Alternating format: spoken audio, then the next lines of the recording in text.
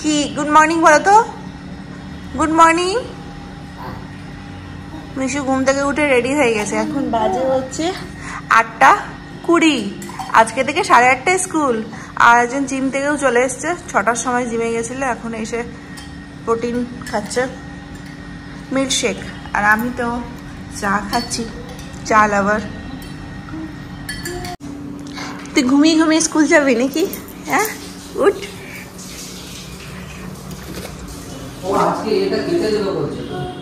কিটা গেটটা সে কাটুক, তুমি তো এরকমই গাড়ি নিয়ে বেরোতে পারবে না।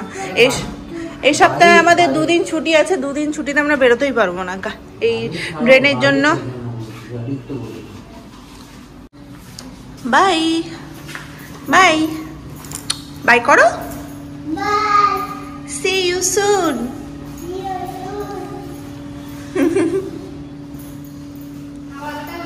Good morning, welcome to my new blog.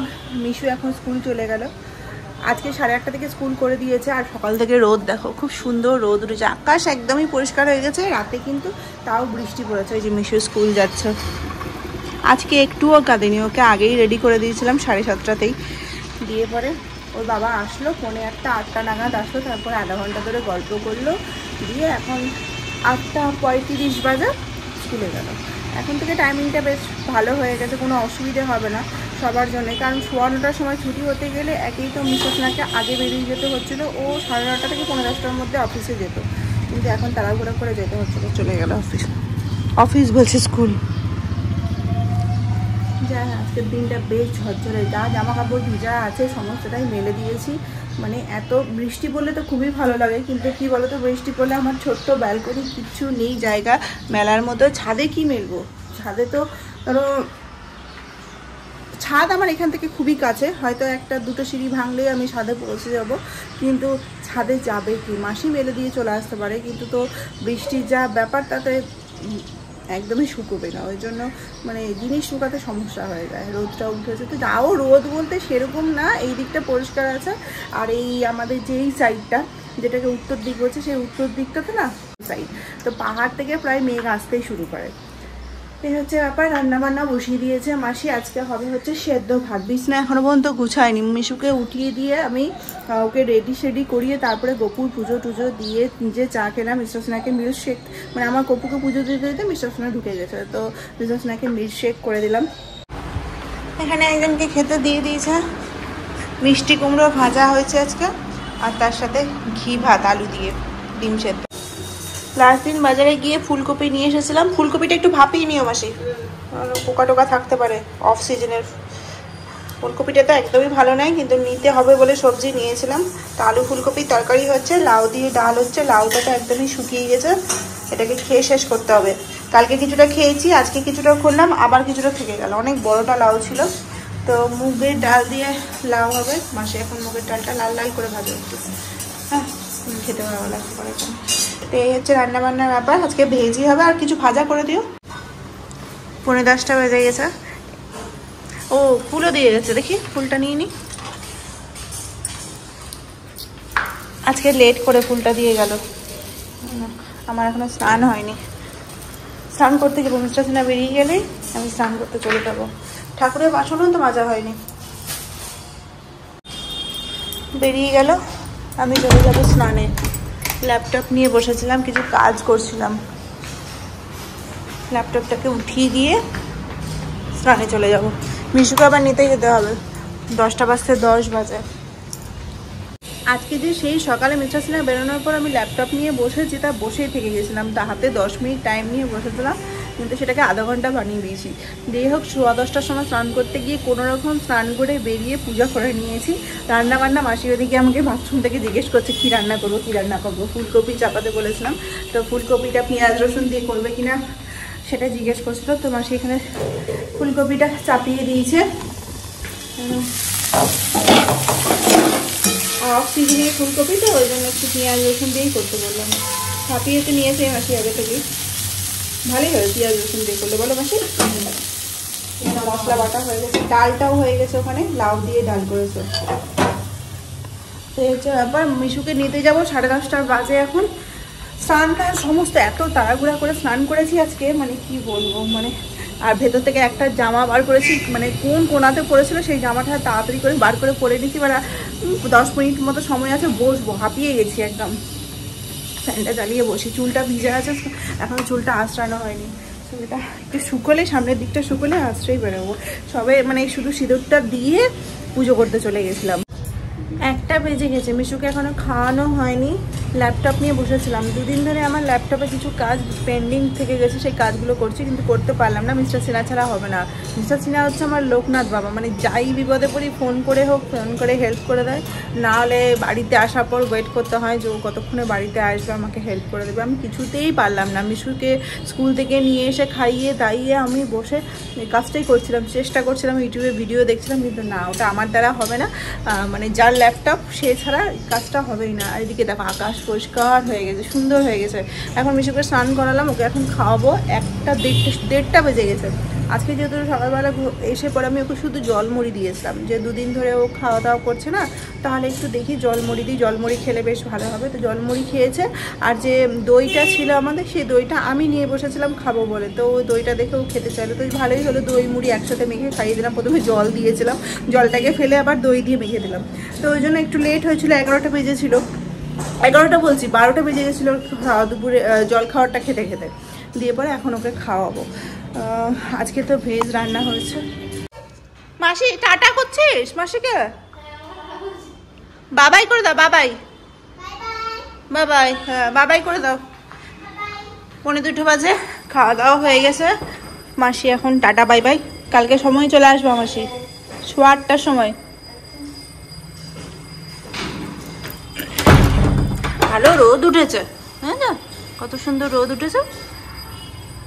এই একটু একটু রোদ থাকতে গেলে বেশ ভালো লাগে ওয়েদারটা।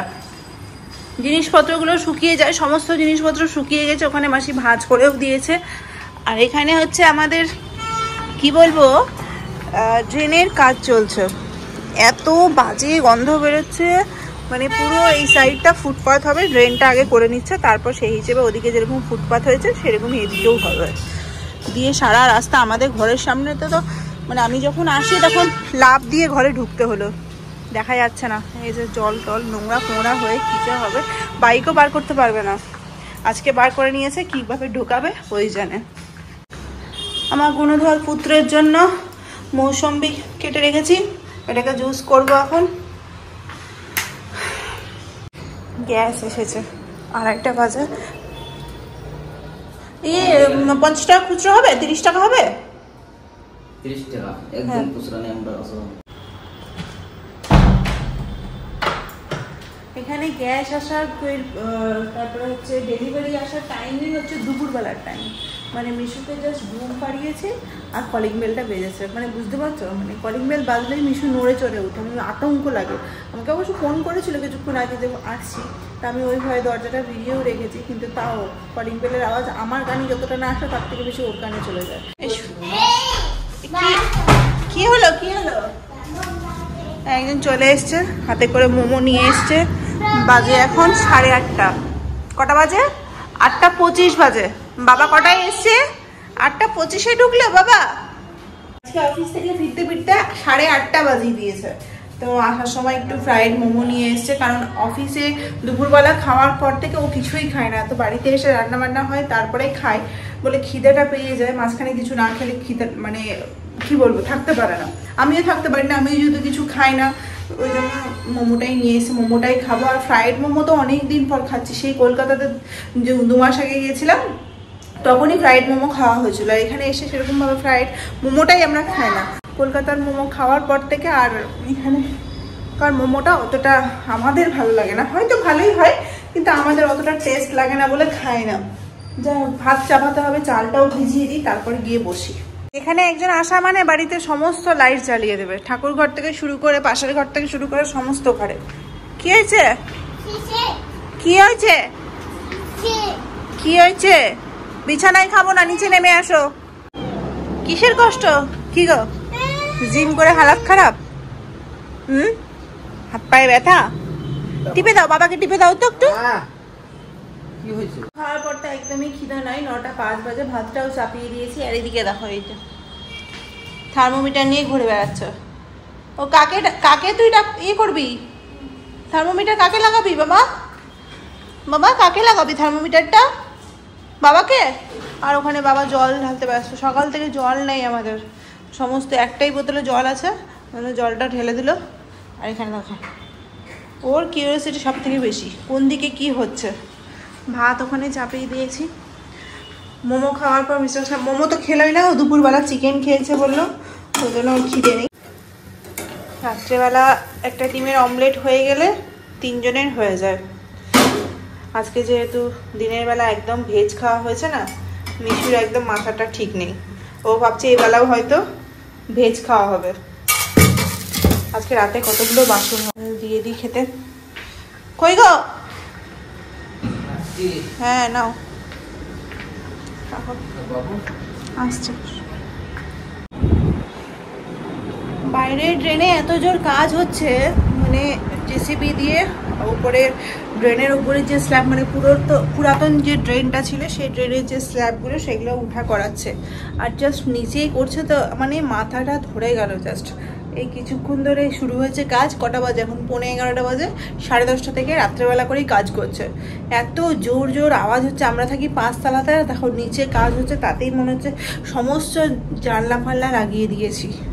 আজ রাতে আর ঘুম হচ্ছে না। এসি চালানোর কোনো দরকারই নেই, বাইরে বেশ ঠান্ডা রয়েছে, কিন্তু এই জানলা খুলে ঘুমানো যাবে না, ছেলে ঘুমাবেই না। এরকমই জানলা দরজা খোলা থাকলে আলোতে ঘুমায় না, আওয়াজে ঘুমায় না, নর্মাল গাড়ির হর্ন দিয়ে গেলে তাতেই ঘুমায় না। এখন এত জোর জেসিবি কাজ করছে, তোমরা নিশ্চয়ই শুনতেই পাচ্ছ, এত জোর জোর আওয়াজ করছে, স্ল্যাবগুলো উঠাচ্ছে। তো যাই হোক 11:15 বেজে গেলো, অনেকটাই লেট হয়ে গেল। মোমো খেতে যেহেতু লেট হয়েছে, ওই জন্য মোমো খাওয়ার পর পেট ভরে গেছিলো, তো খেতে খেতে অনেকটা লেট হয়ে গেল। তারপরে দুপুরে আমরা ভেজ খেয়েছি বলে রাত্রেবেলা ইচ্ছা না থাকলেও ডিম মানে খেতেই হবে, এরকম একটা ব্যাপার। তো যাই হোক খাওয়া দাওয়া হয়ে গেছে। তো কালকে সকালে আবার স্কুল আছে। এখন স্কুলটা ঠিক আছে, 8:30 থেকে আছে, তো কোনো অসুবিধা হচ্ছে না। তো চলো আজকে ভিডিওটা এখানেই শেষ করছি। দেখা হচ্ছে কালকে নতুন ব্লগের সাথে। সবাই খুব ভালো থেকো, সুস্থ থেকো,